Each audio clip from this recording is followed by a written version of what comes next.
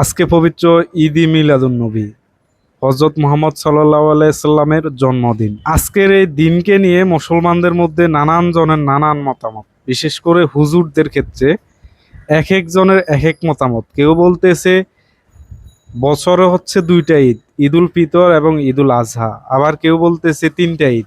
এখন আজকে যে ঈদ মিলাদুন্নবী, এর আগে যে ঈদে শব্দটি ব্যবহৃত হচ্ছে, এখন অনেকে বলতেছে বছরে আসলে তিনটা ঈদ না, বছরে দুইটা ঈদ।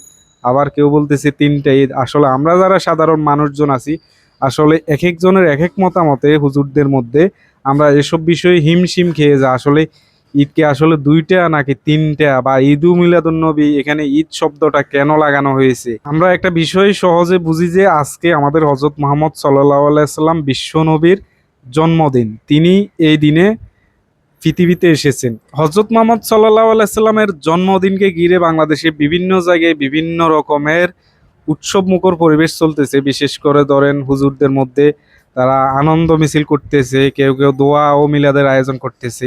তো এক্ষেত্রে আবার অনেক হুজুরজন বলতেছেন যে আসলে জন্মদিন পালন করা হারাম। এক একজনের এক এক মতামত।